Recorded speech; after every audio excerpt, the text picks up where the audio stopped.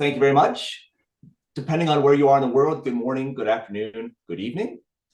First off, I'd like to thank ISPE and specifically the organizers of this session for providing Mettler-Toledo and myself the opportunity to discuss today's topic with everyone, both on the line as well as watching here in the future. Our area of discussion, as was mentioned, is going to be digital transformation. And as you see on the screen, improve, transform, and optimize. But more specifically, don't implement digital transformation unless you get significant business benefit. Now, by that, I mean, let's guarantee that the expectation for the project is to do more than simply digitize the existing process. We want to make sure whatever technology we're bringing into our space is going to actually benefit us and drive efficiencies moving forward. Now, for discussions like this, I prefer to take the conversation out of the expected area of focus. So the lab, the manufacturing suite, the warehouse. One sec. My screen just changed.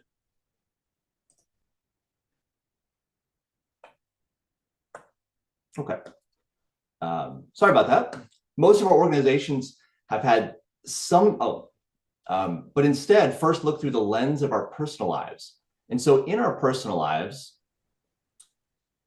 what we've seen is that, especially when we look back here a few years, specifically back to the 90s, what we've seen is that in our personal lives, what we wanted to do is we wanted to look at data and we wanted to look at it in a way that it could benefit us. If we cared about fitness in this case, that what we might do is we might wear a device like this. So if possible, if everyone could drop in the chat if you know what this device is. Sorry, Brian, I don't think we can see your slides now. Do you want to share screen again? Yeah, let me try, because I noticed the whole screen changed for me.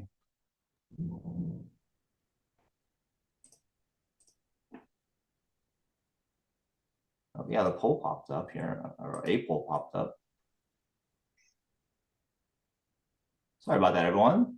No worries.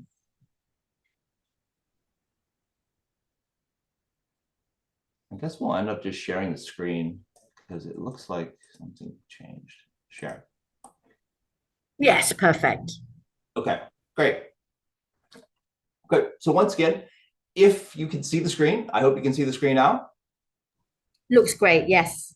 Okay, great. So if we could drop in the chat, if anyone knows what this device happens to be.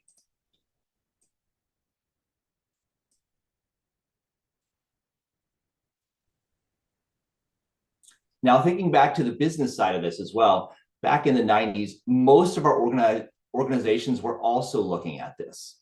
So we had some type of initiative really for digital transformation. We just had given it a different name. This is something that we've all been trying to accomplish for 20, 30 years.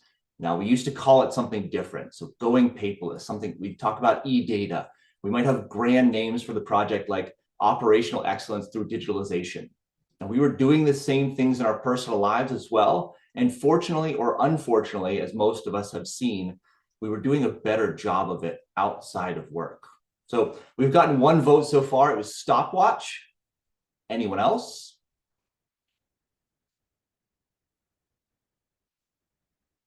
At times I've gotten something like an altimeter. I've gotten pocket watch, all kinds of different things. It looks like someone else thinks it's a stopwatch. So in actuality, what I'm going to do is give you just a little bit more context and see if anyone else can guess. So we got a picture of someone that looks like they might be walking. Exactly.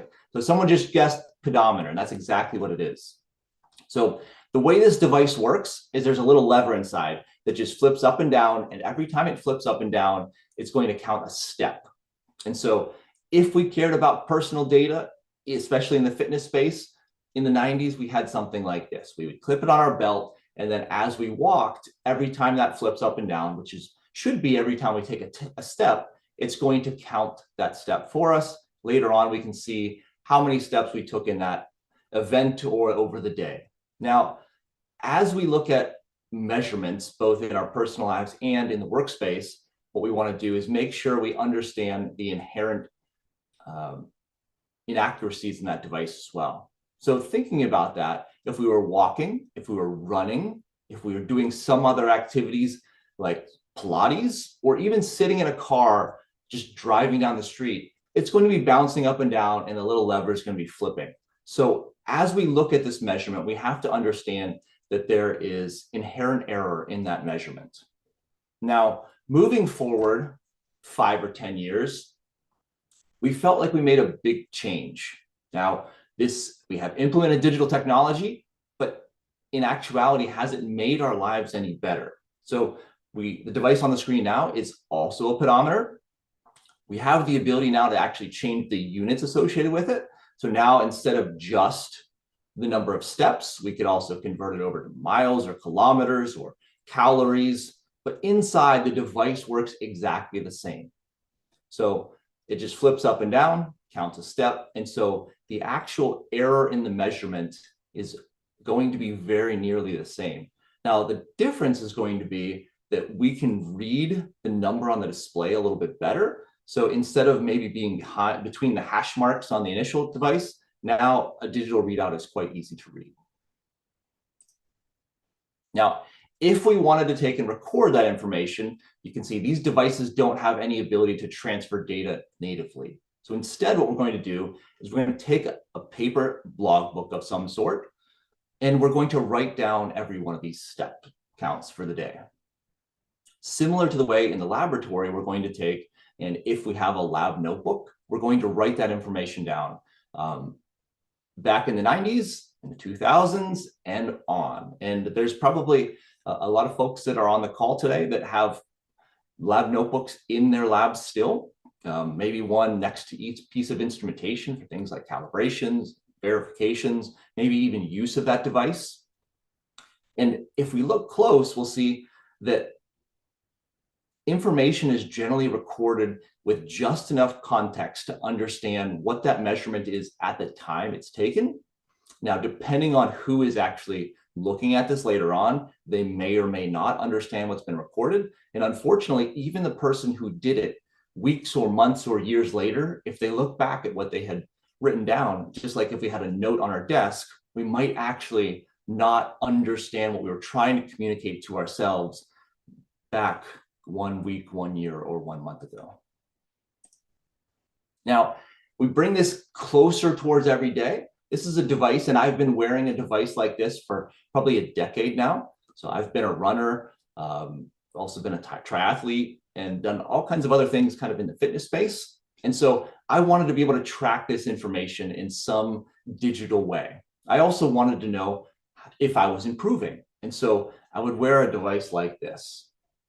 And one of the goals was now in the last decade, certainly in today, I didn't now care about step count anywhere near as much. Instead, I had very different expectations of what this device could provide to me and then how it could help me in my daily life. And so instead of just step count, I now expected to have GPS location. I expected to have my heart rate. I wanted to know how high or low, so the altitude of where I was running. I wanted to know the split times associated with every mile that I was moving. And I wanted to have all of this information in a single place that could be shared if necessary. So especially if I was in competition with someone, we could share with each other.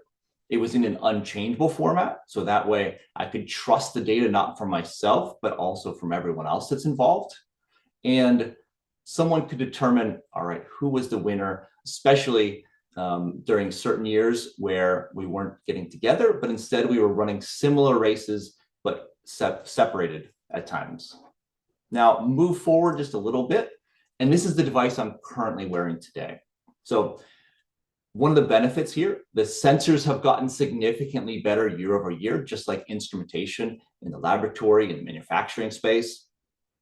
But along with those measurements and the instruments that are inside of those devices actually capturing the information, now that we have more accurate and precise data, we also might have other things. So in this case, the main reason I swapped out this device was the battery. And so battery technology has come a long way as well. This device will last me 3 to 4 weeks on a single charge. So I very rarely have to actually change it. Now, along with these sensors that have gotten significantly better, my expectations of what it can do for me, and another reason why I was willing to replace it, is now the organizations are incorporating additional learning capabilities into their software and sharing that along with you. So now no longer am I just looking at what happened during my previous workouts, but based on the information the device is gathering, it's actually possible now for that device and the software that's backing it to make suggestions about how future training should be done if I want to attain a certain time of some sort in a race. So a 5K, for instance. In this case, on the far left-hand side, it's actually suggesting that based on my training load, based on how my body has been reacting to that training load, it believes that I can run the 5K in 23 minutes and 35 seconds. Well, thankfully, I just did one last weekend. And for the last quarter mile, I actually pushed it a little bit extra, and I was able to do a bit better than that. And so I'm pretty happy with that. Along the way, I was able to look at, based on how hard I was pushing my body, how easily I should be able to expect to recover. And it was very, very accurate. After that training is complete, then it's actually suggesting how long it will be before I'm recovered again. And so we can look at all of this information. And for one thing, it's taken us a long way from looking at that single flip it up and down lever in my notebook. Now it's all digitized for us. And the last point that's extremely important, and this is where I think we really need to focus, is that there was no additional effort from me. I wore the device. I happen to have my phone with me during most hours of the day, and it automatically syncs for me. There's never a point where I need to open it out. There's never a point where I need to plug anything in to transfer that information. It's just, I put this device on my wrist, it captures all the information, it shares it to where it needs to, it makes all the determinations for me. Now, looking at this technology, I would say the future is now. There's a significant amount of technology that's available for us, but is it all necessary? So I have picked and chose certain devices that are important to me. You know, as we look around this circle, around this person, we'll see that there's maybe things that are appropriate and for our own lives, and maybe things that aren't. Now, some things that I've seen that are quite interesting, a smart shirt. Now, it sounds crazy, but I've seen for people that are working outside, a smart shirt can be something as simple as it heats. So it's some type of battery device that actually heats your shirt. How ingenious, right? I actually, during one presentation on the left-hand side, someone asked me, what is baby control? And I thought about that, and I have a young son, and he actually wears a watch more sophisticated than one I have, and we can actually send him messages, and after school he's able to send us a message as well, and ask if he can go to his friend's house before he even steps off the bus. And so we can respond back and forth. And so we have to look at what devices are appropriate. If you don't have, you know, a child that needs a device like that, or you have a pet or something, there's all kinds of different technologies available to us. But really, we need to make sure that this is something that's going to make our lives better. And just because it happens to be the latest tech, just because we happen to be a digitally native person, doesn't mean that we should implement it. We always need to question whether this will actually make my life better or whether it's going to complicate my life more. Now, our first poll question, I'm curious, is anyone wearing a smartwatch, or have you used a smartphone for something other than a phone call today?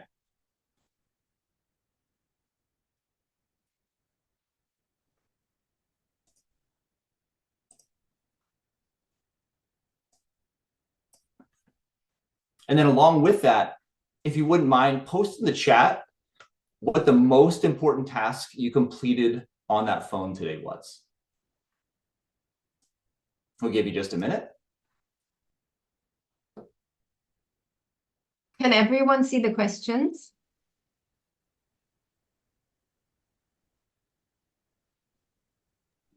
Yes, I think so. 100%. 59% have participated so far. Okay, Great. please share, Linda, yeah? Okay.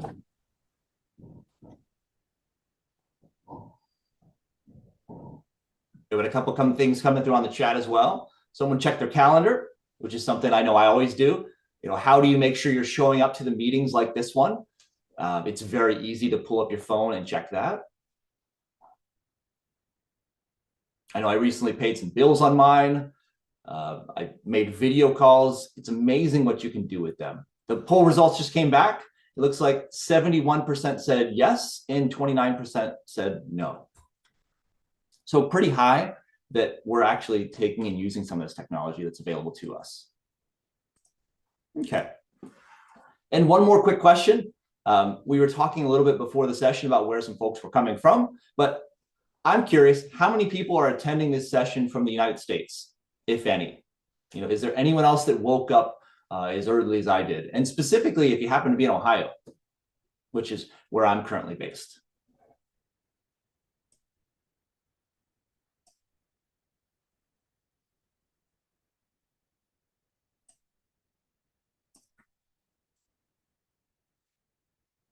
Maybe, oh, there's the poll. It just popped up. This one should be pretty quick, I assume. It's just yes or no.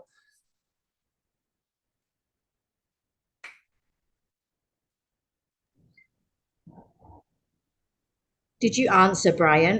Are you the only Ohio person? I did answer yes. You did? Okay, that's what I was like. Is there someone else in Ohio who's not sleeping right now? No, I've been answering just to make sure that it's working properly. Okay. All right. Okay, great. Assuming we got at least some of those responses back. Yes.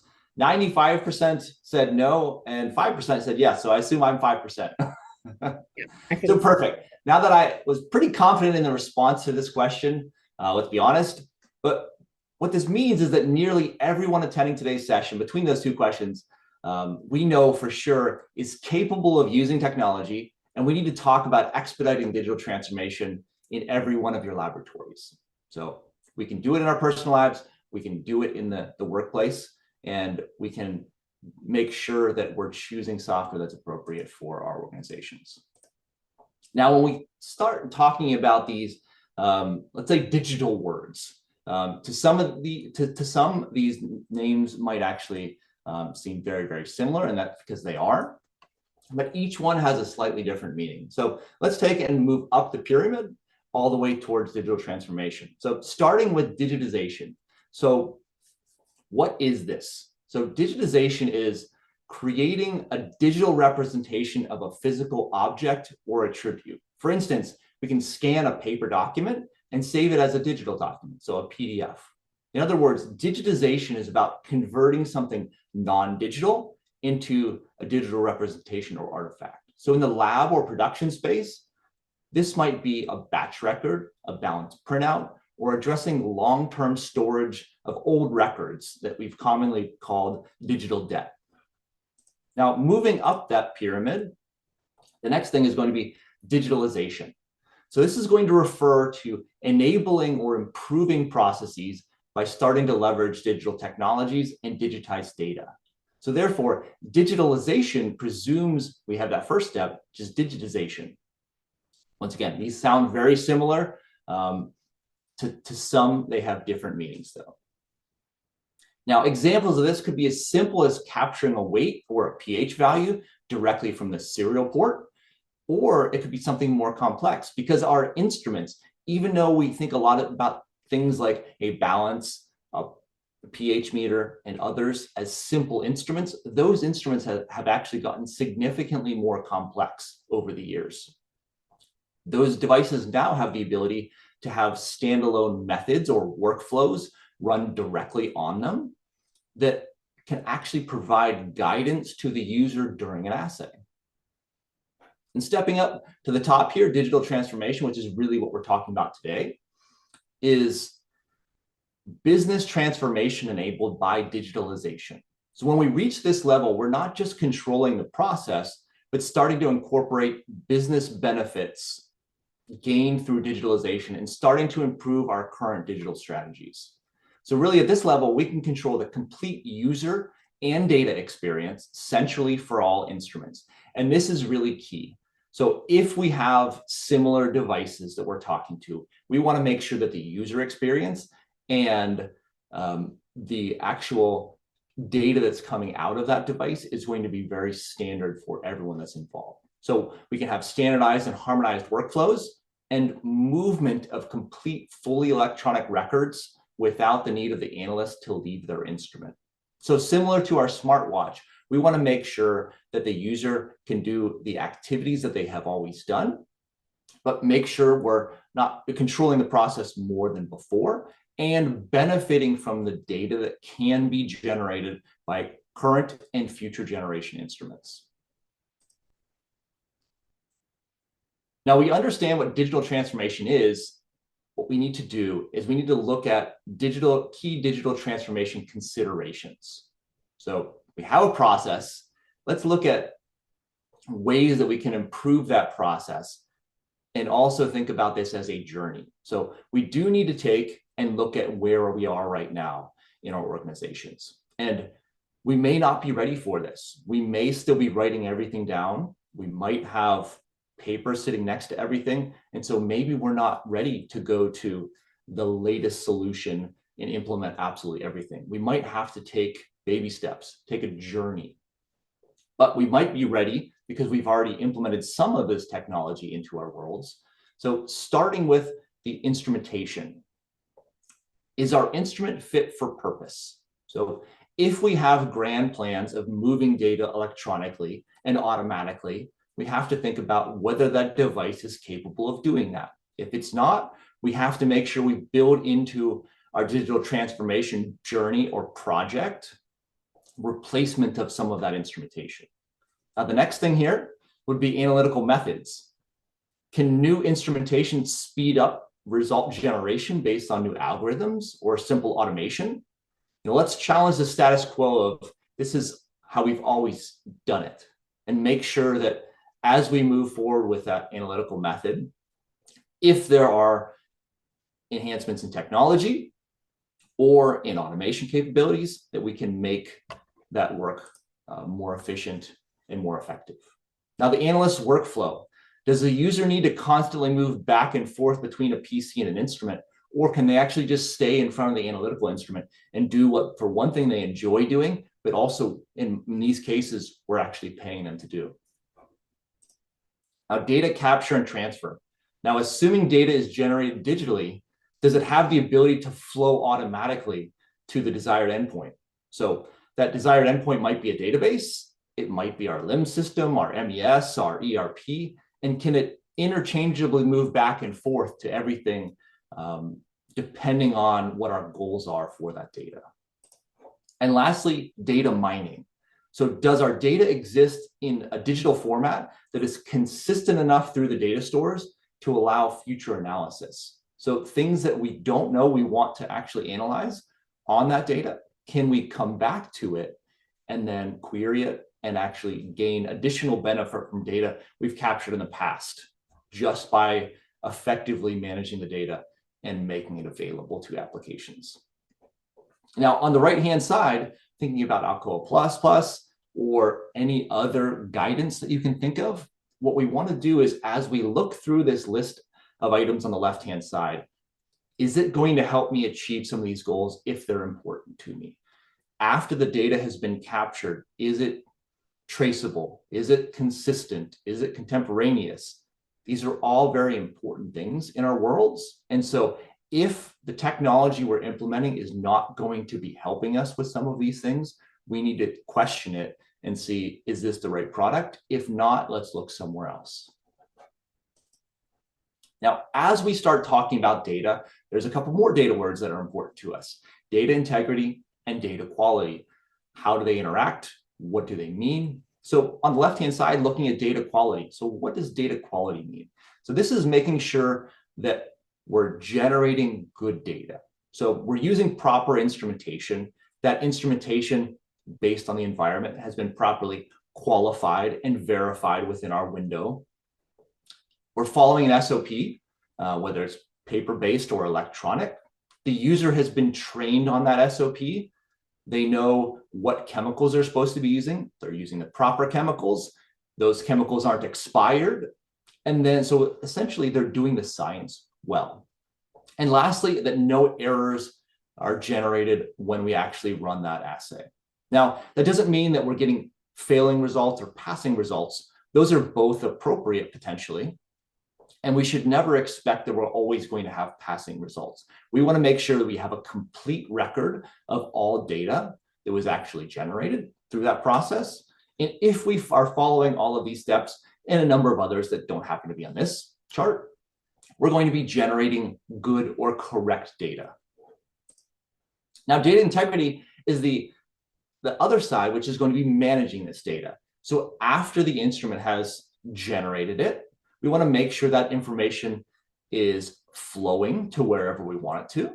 We want to make sure it's all data. So especially if the instrument was capable of generating more than just a number, and it was able to actually give us metadata, all the who, what, when, where, and why of our assay, we want to make sure we have an ability to capture that.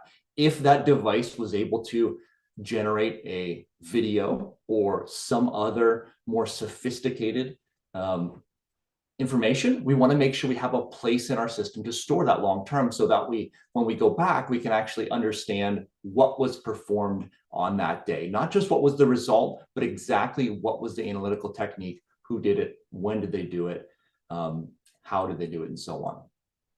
We want to be able to archive that data long term. So there might be a point at which we don't want it in our production system anymore, but we want it to still be available to us. Now, when we need it, we want to be able to find that data and use that data. If we want to understand, as our product has transitioned through a 1-year life cycle, the temperatures have changed, the humidity has changed in our environment, how does that affect my production? That potentially affects the user after they have acquired that product as well. And then we want to make sure that no errors were generated potentially when transcribing data, if that was the case. Now, obviously, we want to keep everything in a digital format if possible, but our organization might not be there yet, where all the way from the instrument to wherever it needs to end up is digital. We would love to all be there, and hopefully soon we will be, but I assume for most of us, it's going to be a little while still. And so that's going to be managing complete data. And here the important thing is, if data quality is poor, proper data integrity will not help, and vice versa. So we need to make sure we're both controlling the appropriate process, performing the science good, and then also capturing and managing the data well.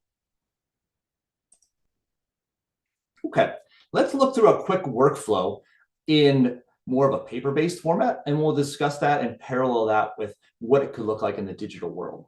So looking through here, what we're doing is we're doing a simple solution prep. So we have an analytical balance with a printer, we have a lab notebook, and we have a spreadsheet or a chart that we're making potentially. So we're going to start off in our lab notebook. We're going to prepare the notebook for use. So maybe we're going to write down the date, who's performing it, what piece of instrumentation we're using, making sure we're verifying that piece of instrumentation. We move over to the instrument. It says check the balance and tare the vessel. So we're going to look at our notebook sitting next to that balance, so a second notebook, and we're going to see if anyone else has verified that instrument yet. Maybe look at the calibration sticker on the front, see if it is appropriate. And if so, great, we can move on to our actual sample weighing. If not, we need to actually take and perform a verification on this piece of instrumentation. So let's go ahead and do that. In this case, it's a balance. We're going to put some certified test weights on there, make sure that the results come back as expected. If so, it's going to be printed either way, or at least it should be. We're going to take that printout, set it aside, and then the next thing we're going to do is record the tare vessel weight. Okay, we're going to weigh in our reference sample, our reference standard sample, and then we're going to print that out as well. We're going to remove our vessel because now we have our reference standard into our vessel. We're going to take and dilute that, and it's going to go a couple different ways now. It's saying to remove the printout. Now, in my experience in general, what we should have done is we should have made sure we take each one of those printouts separately off, put them in our notebook, right into the notebook, potentially both on the piece of paper and onto the printout. So it's clear that that was placed into this notebook on that certain date and time. We want to make sure we do this all contemporaneously. So as it's actually happening, we want to be recording it appropriately and documenting it appropriately. Now, we might have a label we want to put on that. So that way, after it's diluted and we set it aside, we know exactly what that sample was or that solution was. And we keep moving down the process. Now, after we have these weights and we have our solution prepped, we might want to understand what the concentration was or the purity or something else. So we have some calculations we need to perform. Now, maybe we can actually type those into the spreadsheet, or maybe we have a calculator here as well. We type those in, it does the calculations for us, and now we have additional data that's been generated. Now we have printout data, we have maybe manual handwritten information, we have things that the spreadsheet has done for us, and we might need a printout of that spreadsheet, might be a certified spreadsheet, and then we paste that into our notebook as well. So now we need to take this notebook and we need to find someone to review it or approve it, depending on what stage we're at. Now, with this, we need to find someone else, so physically find them, and that might be, across the lab, it might be across the building. After we have done that, we're interrupting them. So they were doing something, we're taking them out of their space, they're going to review that information. And so for one thing, I can't be working on anything else, but also that person may have an issue because they were in the process of something. Now, if this was an electronic world, a lot of these steps could have been eliminated. And also the person that needs to review this information, they can review it at the time that it's appropriate for them, maybe after they finish this assay or after they finish all of their assays for the day. They also, I could continue working as I needed. I didn't need to go find that person. I will see later whether they have reviewed or approved my information. If there was errors that needed to be corrected, they will have noted them. I can correct those. And then we could send it back for review again. But the important thing is we wouldn't have to actually move to transfer this information to another person. But also, when we think about paper, it's very easy to damage that paper by accident. I'm always actually concerned about the paper notebooks that are sitting next to a piece of instrumentation. So in those situations, that might be weeks, months, years of calibration, verification, usage information, and so on. For one thing, I question whether that is appropriately stored along with the results that have been generated. How can we find those information? Because if we think about sampling information, well, that's going to be on a daily basis. If that notebook covers weeks, months, years of information, we can't effectively store them together. It's going to be very, very difficult. When we want to retrieve it, it's going to be difficult to find the appropriate notebook to go with maybe months or years worth of results. And just think if someone spilled something on that, or if there was some other more catastrophic event, that there's really no backup to that information. Now, usually a slide like this is going to say, are we living in the past or the future? But I would say the present, because technology has evolved a vast amount, and the capability for devices to actually do significantly more than they have in the past is already available to us. So if we look at this device, this is an analytical balance, and some of you may still have one of these in your lab. This is a great weighing device. It's probably 40 or 50 years old at this point. If it is properly calibrated and you place a certified test weight on there, it's going to read very precisely and very accurately. But we have to look at this piece of instrumentation and think about the journey that we're on for digital transformation and decide, is this good enough? Is it fit for purpose? Is it capable of delivering the data that I would like?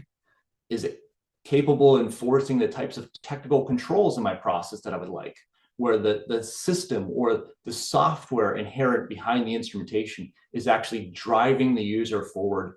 The user isn't having to manually record things like who's working on it, When are they working on it? What method are they working on? Instead, let's embrace technology now where it's appropriate, of course, and look at this device. For one thing, it has one button on it. It can only read in grams. When we place our units on there, click the one button that's on there, it can transfer that value to a printer. Maybe it can transfer out of that via a serial port or some other type of port into a directly integrated system, but it can only ever give me the information that it knows, which in this case is the weight that happens to be in grams. So potentially when it transfers, it might not even have the unit for me because it was always expected to be in grams. Instead, we could look at something from kind of the current generation of products. Look at this touchscreen. This touchscreen can do a whole lot more for us. Standalone, this instrument's capable of having methods exist on it, so we can actually drive the user towards the process. So especially if we're doing a solution prep of some sort, it can already know what that formulation should look like. Now, this is also an analytical balance that has some additional accessories on it. So we can make the piece of instrumentation physically more useful. So in this case, it has a dispensing unit on it. So this has been transformed into an automatic balance. So it has the ability to both dispense powders and liquids at very, very high precision for us. So now it can actually create a solution that is much more accurate than we would have been able to do by ourselves, because after we dispense the powder or it dispenses the powder for us, it actually can apply just the right amount of solvent to actually get to the desired concentration based on exactly how much mass the balance had seen. So now we have the ability. This device can know exactly who is running it. It's going to know when it was done based on date and time. It's going to know exactly which method it ran and so on. So it has the ability to enforce technical controls and also transfer this information effortlessly without the need for anyone to print things out, write things down.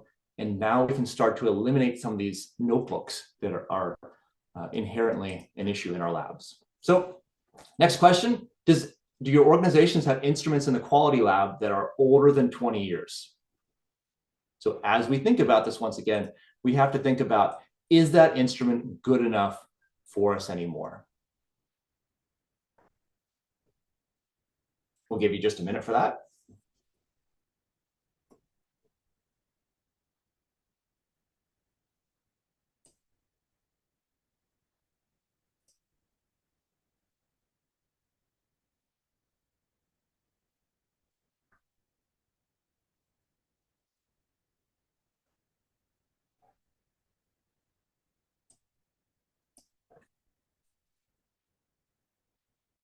Okay, I think the poll went away, and there we go. So 21% said yes, 79% said no. So that's great to hear that most of us are looking at instrumentation and replacing it on a fairly frequent basis. So that's really going to be important as we look at this digital space and make sure that the measurement that we're starting with is not just as accurate as possible, but also has the ability to move this information. So now thinking about the data and the information that's coming in from that piece of instrumentation and the ports that are able to transfer that information for us, we want to make sure that whether we're looking at a standalone instrument or some type of connected instrument, that we actually have the ability to move the information the way we want. So looking at that initial device and looking at current guidance and regulatory compliance, we want to make sure that it's capable of not providing just a number. So potentially the number 23. Instead, we want to make sure it can tell us exactly what was performed during that event on that specific day. So when we look at it 1 day, 1 week, 1 year from now, or someone asks for the information that's associated with that, we can provide the complete picture. So no longer are we thinking about serial ports, potentially. Now we're thinking about other maybe Ethernet ports. We're wanting to make sure that we have the ability to bidirectionally communicate with that piece of instrumentation. So not only can we send information, but we can receive information, things like lot numbers, batch numbers, and so on. So it's actually driving an efficiency gain. The user no longer has to type those things, and we make sure we're not typing anything incorrectly into those devices. Now, looking again in the balance world, what I want to look at here is a printout from some of the latest and greatest balances that exist in the market. Now, as we look down through a printout that came from that device, this is also going to be an indication of whether or not some of this information can be fully trusted, because we want to make sure that the information that we're gathering on the back end is something that not only can be trusted, but we can make good decisions on. So as we look down through here, the first one would be our time and date stamp. So for one thing, most devices these days don't have the ability to talk to servers or date and time devices that are going to automatically update for things like daylight savings, or even maybe they just trend out of appropriate time like my car does. So here in States, we actually just changed our clocks last weekend. And so usually in the laboratory space, someone has to go to that device at least twice a year. So it's an inefficient process, and also it's potentially error prone, because also if you had the access to change that, you could potentially forward or backdate information. Next thing would be usernames and passwords. So this one says the printout is from Kear. Great. Well, unfortunately, in most cases, especially if someone's using a standalone piece of instrumentation, no one actually uses the user management capability, even if it exists in that standalone device. Because if we think about a laboratory where a single analyst might be using 20 or 30 different pieces of instrumentation, especially when we step down to things we consider simple, like balances or pH meters. Maybe we even consider things like titrators simple. In those types of devices, we're actually going to look at them and say, all right, I have to manually add this user to that piece of instrumentation. We have to make sure their password is controlled and changed so often. And so in most cases, we end up with generic user accounts. Next thing would be balance details. Now, this is a section we can trust. This is information that's locked down in the instrument, in the firmware of it. There's no way to change serial number in most cases, unless it's with proprietary software from that vendor. The software version that's currently on it, the name of that balance, so maybe the internal ID of it or something like that. We can trust that information. It's traceable. It's unchangeable. Now, in this case, this type of device has something called a tolerance profile. So this allows us to have different modes within the device where we could change the number of decimal places, or we could change how quickly it stabilizes in this event, whether it cares about being level or not, because some of these devices might have level control. Well, these can be controlled in the device, but it's unfortunately in most of these standalone devices, there's no audit trail. And so if someone changed these, we have no traceability to exactly what the configuration parameters were. Some of them might be able to be printed out in this case, some of them might not be. Next thing is a method. So we can have a method or a workflow that's natively inherent in that device, so it can guide us through the process. Well, there's no version control on those methods. So if anyone changed it or forgot to change it, so let's say we have 10 of these devices, we don't have the ability to send that method out to every one of those in one fell swoop, unless we have it connected centrally to software of some sort. Sampling information, if we prompt the user for this, we can trust that information. It might have been entered incorrectly. That's a question, but it's most likely going to be correct. And last thing is no traceability to lost or discarded printouts. This is always going to be an issue anytime we're involving paper, but also if it's an electronic transfer of some sort, we might have the choice to click the print button or not click the print button if we don't like the number. We always should be pressing it, but there's always question there. And lastly, just to mention that for older generation balances or other devices, most of this metadata, as we saw in that one picture a couple slides ago, isn't available from the start. And so we're never going to do much better than this with paper printouts on these simple devices. Okay. Now, as we're looking at lab design and planning for the future, we have to think about significantly more than just what is the end goal of transferring information. We also want to think about how do we want that user to work? Do we want them to actually have to walk back and forth between a PC and a piece of instrumentation? Or if the device itself, the touchscreen, enabled them to run their assay and have data transfer seamlessly without leaving that piece of instrumentation and then be reviewed by someone else in a different space, could we do that? Do we want that? How do we want the data to flow? So after it leaves the piece of instrumentation, if it's connected to software, does it go to a database? Does it automatically flow to my LIMS? Does information flow to my MES, and so on? So if this is a sample coming from production, the MES system potentially knows this, our manufacturing execution system. It transfers it down to the laboratory, so our laboratory information management system, or our LIMS. It could then transfer potentially down to our piece of instrumentation and all the way back. So now no longer is the manufacturing space waiting for their results. They can be transferred back to them electronically.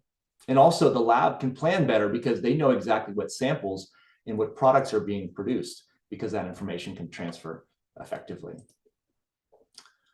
What do we plan to do with that data after it's acquired? Even after that information has gone back to the manufacturing group, we might also want to save it somewhere else. We can later analyze that. So we might have some kind of large data store, some cloud-based environment or some data lake or something like that, where all data is stored, and we want to store it in a format that is as normalized as possible. Now, as we look around the lab, as we look around the manufacturing environment, all of these instruments now have advanced embedded software and additional capabilities that they never used to have. We want to make sure we're ensuring consistency across all of those devices. So for instance, if we've got 10 balances or 10 UV-Vis devices or whatever it happens to be, we want to make sure if we have a defined workflow for those instruments, it's possible to actually just have one copy of that method, share it to all instruments, and make sure they're all in sync. Now, looking at how do we reduce the cost of management of that device. So as something as simple as we talked about the date and time of it. So how do we effectively make sure that those are all updated? Can we connect it to a software that automatically updates all of that information for us, tracks everything, and actually moves that information for us?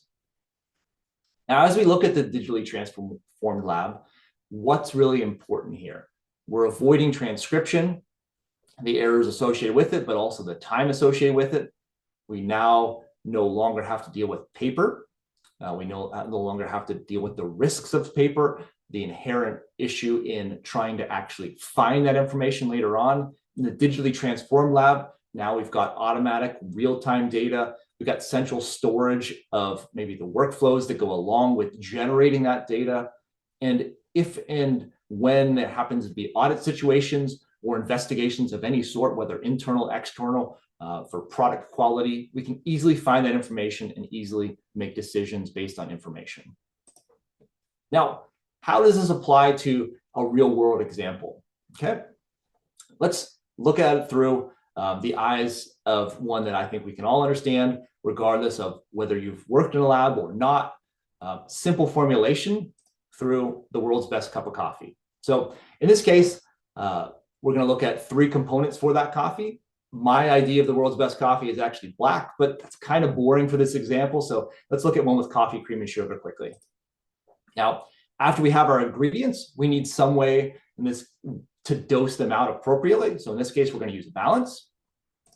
So let's add our coffee cup or our tear container. We're going to take and add those ingredients in there one at a time. So our process considerations that are truly important to make sure we get a consistent cup. First is going to be the target weight of each one of those. So it's possible for the formulation to know exactly what these would be. So we have repetition every single time I make one of these cups of coffee. So every time you come in, it's going to taste the same. Now, the next thing is going to be tolerances. So we want to make sure, same thing, we're not over a little too much on coffee, cream, or sugar. Now, those would be the most important things. But if we actually care about traceability in our environment, we also might think we care about lot numbers. We want to make sure we're tracking, is any of this expired? We don't want to give anyone expired cream. Has the sugar been sitting on the shelf too long? Who is our barista? Who's actually performing this? If one day you come in and the coffee tastes completely different, you might want to know who created this cup versus other ones, because they might actually have a different formulation. Maybe the device they're using, if it's controlling that formulation, is incorrect.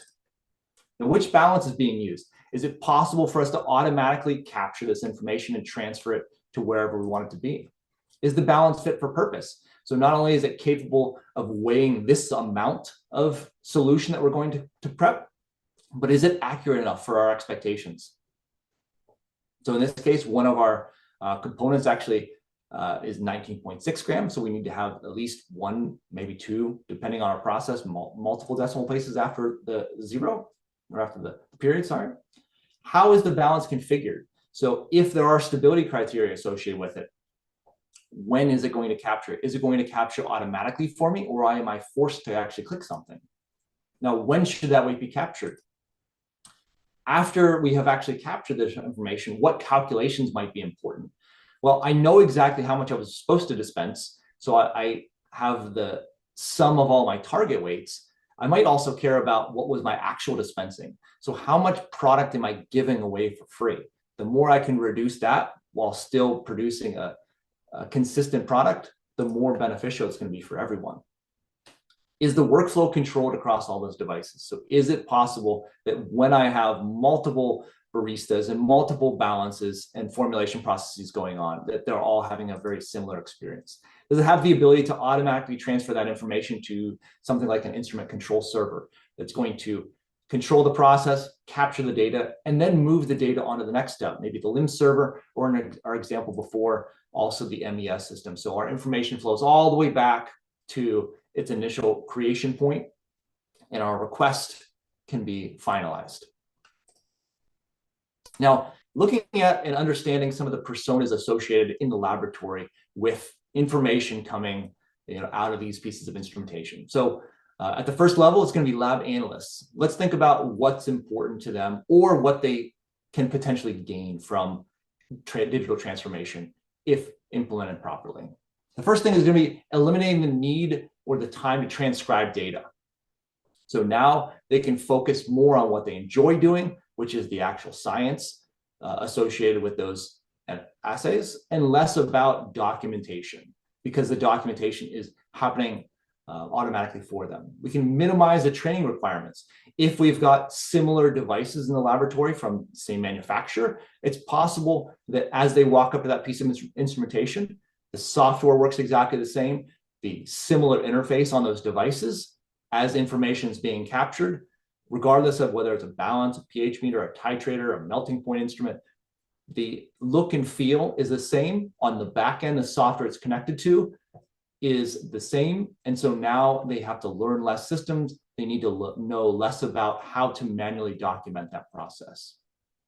And lastly, reduce repetitive configuration. So something as simple as back to our date and time, there's no need for anyone to go around and change those on a routine basis based on things like daylight savings time. Or method changes. It can be done one time, pushed out to all instruments. At the management level, we can have increased productivity, because if the analysts are no longer wasting their time doing some of this manual documentation or trying to find someone to review their information, they can actually do more work, more value-added work. And that's really the important part, is value-added. Central data review for multiple instrument types. So now no longer is it just in this notebook. Now all information in an electronic format is available in one place. Investigations can be reduced because we are controlling the process more, and also expedited data retrieval when we do actually need to find that information. Now at the corporate level, we have consistent results across plants and analysts, because we're controlling the process through technical controls as opposed to procedural controls. We have a remote access for diagnostics and troubleshooting. So if there's a plant that's seeing failing numbers, maybe their instrumentation in the manufacturing suite says everything's working properly. In the quality lab, things are failing. Maybe it's because the formulation was updated, but it wasn't updated in that piece of instrumentation. And so now we've got a mismatch. It's also audit friendly, because now we have complete data available at all times and when we need it. Now, some key takeaways here. Use of technology in our personal lives has far outpaced the efforts in the laboratory, and it's time to implement change. We need to analyze every process in our organization and optimize it moving forward. Now, there are thousands of different types of technology you could implement in your organizations. Let's make sure the ones that we choose drive efficiencies, enhance the usefulness of your data, and are appropriate for your business. And for all the folks that are funding these projects, let's make sure that it actually provides some benefit to us. So make sure we can produce and release more quality product at a lower cost, yielding higher profits. Now, in closing, let's drive digital transformation projects forward faster while ensuring the choices we make along the way drive significant business benefit. Thanks, everyone. Thank you, Brian. And that was Pleasure. yeah, so thank you for that. Does anyone have any questions? We've got 3 minutes before this session is scheduled to end. Please feel free to unmute yourself or to post it in the chat box, whichever you prefer.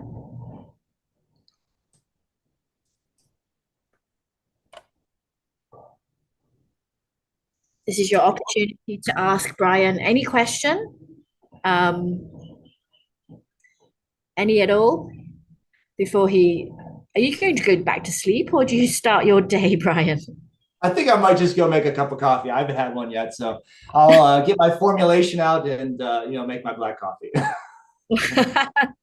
And you use your balance to weigh everything. Exactly. Of course I will. Okay.